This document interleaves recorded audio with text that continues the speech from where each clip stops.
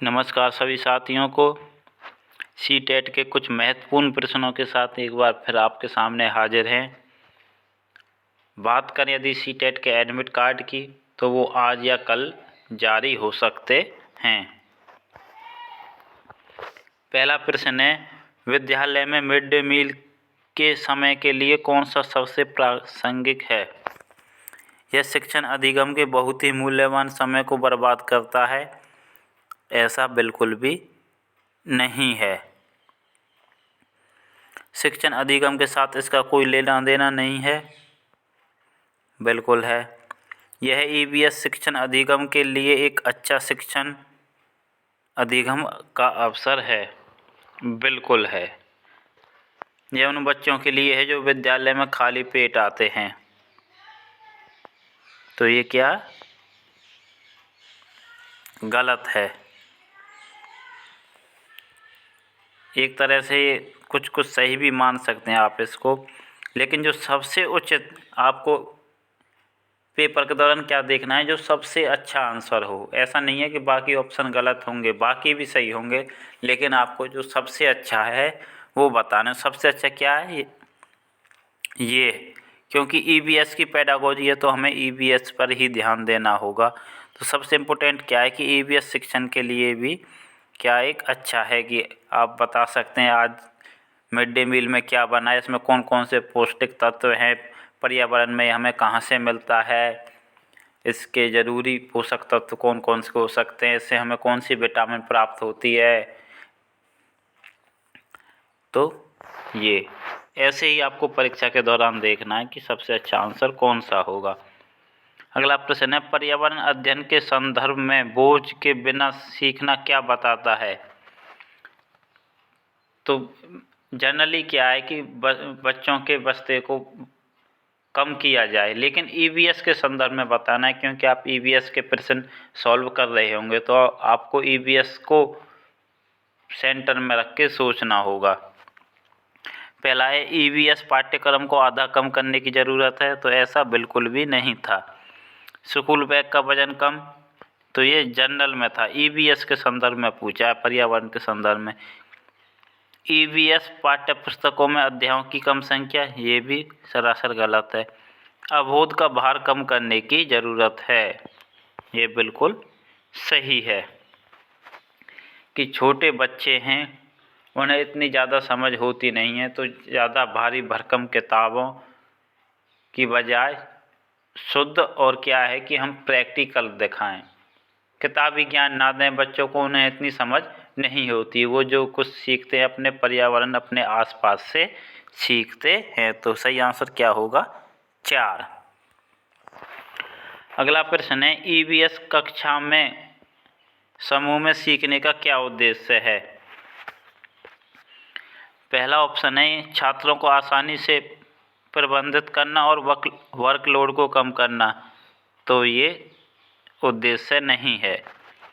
लड़के और लड़कियां अलग अलग सीख सकते हैं, तो ये भी इसका नहीं है ईवीएस शिक्षण का। कम और उच्च प्रदर्शन करने वाले छात्रों को अलग अलग करना, अलग अलग तो बच्चे किसी भी सब्जेक्ट में करने ही नहीं हैं। अगला प्रश्न है, सहयोग के मूल्यों को लागू करना। बिल्कुल, समूह में सीखने से क्या होता है, जो सहयोग के मूल्य हैं वो बच्चे सीखते हैं और एक साथ काम करने के लिए प्रत्येक बच्चे को सक्रिय रूप से भाग लेने और सीखने में सक्षम बनाता है। तो क्या होगा आंसर? 4। अगला प्रश्न है, बाला क्या है? तो ये आपको याद करने का प्रश्न है। तो आप बाला क्या है?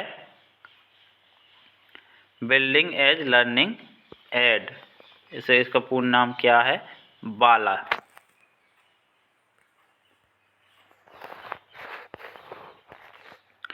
वैकल्पिक ढांचे का क्या अर्थ है? सभी विचार को दृढ़ता से बच्चों द्वारा अर्जित किए जाते हैं? नहीं। वैकल्पिक जो ढांचा है, अल्टरनेटिव फ्रेमवर्क जिसे हम बोलते हैं इंग्लिश में, उसका क्या मतलब है कि ऐसे विचार जो हमें फॉर्मल रूप से सोचने के लिए मजबूर करते हैं। जैसे कि इसका आंसर क्या होगा? 3rd। विचार जो अवधारणाओं के औपचारिक रूप से स्वीकृत स्पष्टीकरण से अलग हैं, क्योंकि उन्हें आप एक विकल्प के रूप में देख सकते हैं। औपचारिक रूप से स्वीकृत एक आपको ऑफिशियल चीज़ दी गई है कि आपको ऐसे करना है, लेकिन आप उसके अलावा जो कार्य करेंगे तो वो विकल्प के तौर पर ही रखेंगे, तो उसे ही वैकल्पिक ढांचा कहते हैं। अगला प्रश्न है, महिलाएं पुरुषों की तुलना में कमज़ोर हैं। तो ये कैसा प्रश्न है, ये आपको याद रखना है, ये रूढ़िवादिता से संबंधित है। तो ये क्या है, एक मिथक है। और यदि पूछा जाए कि ये किस प्रकार से संबंधित है, तो ये रूढ़िवादिता से संबंधित है। महिलाएं पुरुषों से कमज़ोर नहीं होती, तो ये क्या, एक मिथक है। अगला प्रश्न है, भारत में बिहार के सापेक्ष जम्मू कश्मीर और गोवा की स्थिति क्या है। तो भारत के नक्शे में बिहार है, उसके बिहार के सापेक्ष में बताना है। तो ये कहाँ है, जम्मू कश्मीर और गोवा कहाँ पड़ेंगे, उत्तर पश्चिम और दक्षिण पश्चिम में। अगला प्रश्न है, वाष्पीकरण की प्रक्रिया निम्नलिखित में से किस स्थिति में सबसे धीमी होगी। जब सतह क्षेत्र कम हो और क्या, तापमान में कमी हो, तो क्या है, वाष्पीकरण कम ही होगा। तापमान में वृद्धि होगी तो वाष्पीकरण ज़्यादा होगा। पूछा धीमा है, सतह क्षेत्र बढ़ता है लेकिन तापमान घटता है तो भी वाष्पीकरण ज़्यादा ही होगा, क्योंकि सतह क्षेत्र तो ज़्यादा है ना। तो इस स्थिति में ही सबसे कम होगा।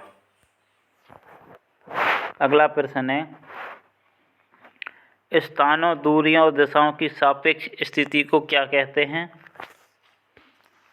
तो ये तो सीधा मैप से जुड़ा है, तो इसे क्या कहते हैं, मैपिंग स्किल।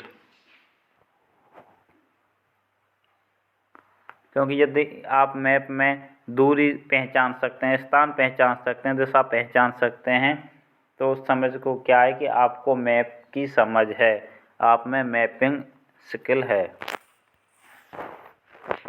अगला प्रश्न है, किस राष्ट्रीय पाठ्यचर्या फ्रेमवर्क एनसीएफ ने प्राथमिक स्तर पर एक एकीकृत पाठ्यचर्या क्षेत्र के रूप में पढ़ाए जाने के लिए पर्यावरण अध्ययन की सिफारिश की। तो बच्चे सिर्फ एक ही बात सोचते हैं, एनसीएफ 2005, लेकिन ये किसने की थी, एनसीएफ 1975 ने।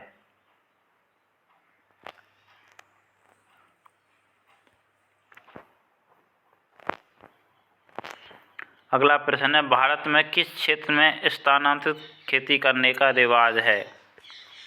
ये झूम खेती वगैरह आपने पढ़ी होंगी ईवीएस में, अब तक मैं पढ़ा चुका हूँ, नहीं पढ़ी हैं तो आप पढ़ सकते हैं। एनसीईआरटी की चौथी पाँचवीं क्लास में काफ़ी सारी हैं। तो ये कहाँ, उत्तर पूर्वी राज्यों में स्थानांतरित कृषि की जाती है। अगला प्रश्न है, नदी बांधों से उत्पन्न जल विद्युत के लिए निम्नलिखित में से कौन सा कथन सत्य है। बांध स्वदेशी लोगों को अपनी नदी की जीवन रेखाओं से अलग करते हैं, ऐसा बिल्कुल भी है। बांध टिकाऊ विकास को प्रोत्साहित करते हैं,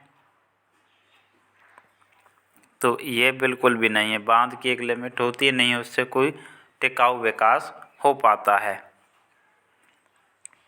तो कौन सा आंसर सही होगा, यही। यह पानी और हवा को प्रदूषित नहीं करता है।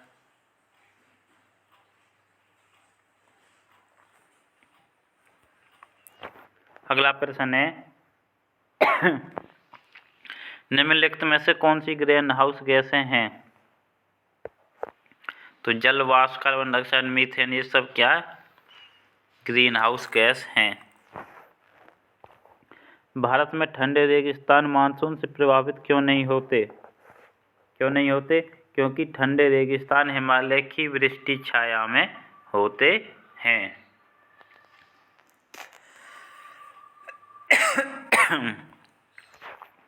अगला प्रश्न है, ताजमहल के पीले होने के लिए निम्नलिखित में से कौन जिम्मेदार है?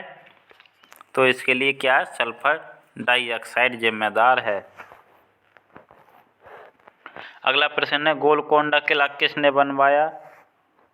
तो ये काकतीय राजवंश ने बनवाया था। अगला प्रश्न है, 15 ग्राम पर ml घनत्व और 3 ml आयतन वाले किसी वस्तु का द्रव्यमान क्या होगा? तो 15 गुना 3 45 ग्राम। अगला प्रश्न है, निम्नलिखित में से कौन सी अदिश राशि है? अदिश राशि कौन सी है? भार है जो, वो क्या है? दिश राशि है। गुरुत्वाकर्षण भी, संवेग भी। अदिश राशि है द्रव्यमान। अगला प्रश्न है, एक ऐसी वस्तु जिसमें कोई प्रकाश किरण गुजर नहीं सकती क्या कहलाती है? वो अपारदर्शी कहलाती है। अगला प्रश्न है, पृथ्वी की सतह पर किसी वस्तु का भार क्या होगा जिसका द्रव्यमान एक चंद्रमा की सतह पर 10 ग्राम है? तो 6 गुने का अंतर होता है, तो 10 छिक्के 60, तो कितना होगा? 60 kg। सॉरी, ग्राम नहीं है, kg है। 10 kg है चंद्रमा की सतह पर, तो पृथ्वी पर आकर कितना हो जाएगा? 60 kg। एक विलय का विघटन दर खाली स्थान पर निर्भर करता है, तो किस पर करता है? सतह क्षेत्र पर। अगला प्रश्न है, सुषमा चाहती है कि उसके छात्रों को पेड़ों के संरक्षण के लिए संवेदनशील बनाया जाए। निम्नलिखित में से कौन सी ऐसा करने की सबसे उपयुक्त रणनीति है? पहला ऑप्शन है, बच्चों को एक पौधों को अपनाने और पोषित करने में मदद करना। तो ये सबसे अच्छी विधि होगी, क्योंकि बच्चे को जब एक पेड़ की जिम्मेदारी दी जाएगी तो उसके प्रति संवेदनशील होंगे और करके सीखेंगे। अगला प्रश्न है, अभय ने अपने छात्रों से उन बीमारियों पर समूह में एक सर्वेक्षण करने के लिए कहा जिनसे उनके पड़ोस के लोग पीड़ित हैं। पाठ्य पुस्तक में सर्वेक्षण का उल्लेख नहीं किया गया। पुस्तक में सर्वेक्षण का उल्लेख नहीं है, लेकिन फिर भी वो अपने छात्रों से कहता है। तो इस शिक्षण अधिगम की रणनीति के लिए कौन सा विकल्प प्रासंगिक नहीं है? कौन सा जो विकल्प है वो सही नहीं है, ये पूछा है। इससे समुदाय को उन बीमारियों को समझने में मदद मिलती जिनसे वो पीड़ित थे। ये गलत है, क्योंकि वो उनको ऑलरेडी पता है जिन बीमारियों से वो पीड़ित हैं। उसी के सर्वेक्षण के करने के लिए बोला गया कि आपके आसपास में जो लोग हैं वो किन किन बीमारियों से पीड़ित हैं। तो ये बात तो उनको पहले पता ही है कि वो किन बीमारियों से पीड़ित हैं। तो ये गलत है, और गलत ही पूछा था, तो यही आंसर होगा। बाकी और ऑप्शन पढ़ के देखते हैं। इसने समुदाय के साथ बातचीत करने का अवसर प्रदान किया, बिल्कुल होगा ये तो। इससे बच्चों को वास्तविक जीवन के साथ सीखने में मदद मिलेगी, बिल्कुल मिलेगी।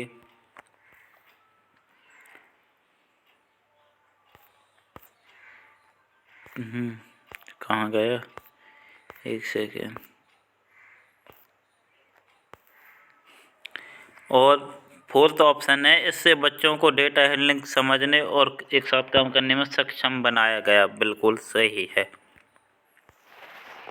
अगला प्रश्न है, आपातकालीन परिस्थितियों के बारे में बात करने के लिए प्रिया ने बच्चों के अनुभव पूछे जब उन्हें कभी आपात स्थिति का सामना करना पड़ा। बच्चों ने आग, बिजली के झटके और सड़क दुर्घटनाओं के साथ अनुभव सुनाए। उन्होंने प्रश्न पूछे।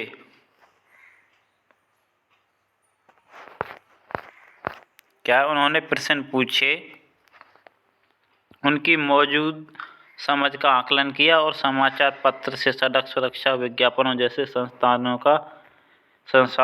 का उपयोग करके सुरक्षा पहलुओं पर चर्चा की और क्रमशः आग और बिजली के झटके पर सुरक्षा दिशा निर्देशों पर चर्चा के लिए एलपीजी और इलेक्ट्रिक बिल का इस्तेमाल किया। प्रिया द्वारा अपनाया गया सबसे उपयुक्त दृष्टिकोण कौन सा था? तो उन्होंने बच्चों से क्या है पूछा, उनसे इंक्वायरी की। तो क्या आएगा? इंक्वायरी अप्रोच, अन्वेषण दृष्टिकोण इसका आंसर होगा। मानववादी, मानवता की इसमें कोई बात कही नहीं। संज्ञानात्मक दृष्टिकोण भी इसमें संज्ञान में भी कुछ लाया नहीं गया, केवल उनसे पूछताछ की। तो इंक्वायरी अप्रोच, अनुभव भी उन्हें कुछ नहीं हुआ, इसलिए थर्ड ऑप्शन भी सही नहीं होगा। समुदाय एक महत्वपूर्ण शिक्षण और अधिगम संसाधन है, क्योंकि समुदाय के द्वारा क्या है, हम वास्तविक परिस्थितियों में सीखने का अवसर प्राप्त करते हैं। अगला प्रश्न है, ईवीएस शिक्षण अधिगम में कक्षा में प्राप्त अधिगम को विद्यालय के बाहर के जीवन से जोड़ने और इसे समृद्ध करने का तात्पर्य क्या है कि पाठ्य पुस्तकों से बाहर जाना है। हमें क्या है कि पाठ्य पुस्तकों से बाहर निकलना है, जो कि एनसीएफ 2005 में कहा गया था, और हमें वास्तविक जीवन से सीखना है। अगला प्रश्न है, कक्षा 3 के छात्रों को रमा ने सिखाया कि पिता और माँ उनके बच्चे एकल परिवार का गठन करते हैं, और यदि दादा दादी एवं अन्य रिश्तेदार साथ रहते हैं तो ये विस्तारित परिवार है। आप इस बारे में क्या सोचते हैं? परिवार की अवधारणा को इसी तरह सिखाया जाना चाहिए। दूसरा ऑप्शन, परिवार की परिभाषा गलत है। रमा अपने छात्रों के प्रति असंवेदनशील है। अगला है, शिक्षण अधिगम दृष्टिकोण समावेशी नहीं है। समावेशी क्या होती है? जिसमें सब इंक्लूड हों। क्यों नहीं है? क्योंकि बच्चे, यदि उन्होंने ये नहीं बताया कि बच्चे यदि विवाहित हैं तो वो क्या है, एकल परिवार नहीं होगा, जॉइंट फैमिली। अगला प्रश्न है, निम्नलिखित में से कौन सी ईवीएस कक्षा में गतिविधियां नहीं हैं?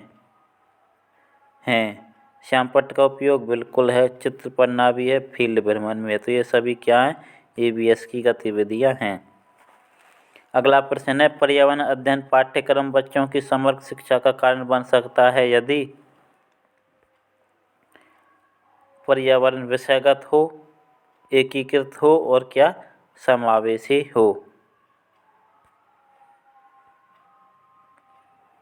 अगला प्रश्न है, ईवीएस पाठ्यपुस्तक में सपेरों पर एक अध्याय है।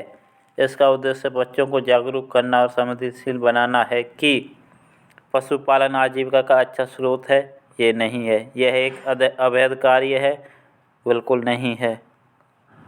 क्या आंसर होगा कि सपेरे सांपों को नुकसान नहीं पहुंचाएं और अपनी आजीविका से वंचित करने से पहले विकल्पों को प्रदान करने की आवश्यकता है, कि वो आजीविका के लिए कोई और स्रोत ढूंढें, इससे वो सांपों को हानि ना पहुंचाएं। ये उनका उद्देश्य था। तो अभी के लिए इतना ही। वीडियो को लाइक करें, अपने दोस्तों के साथ शेयर करें।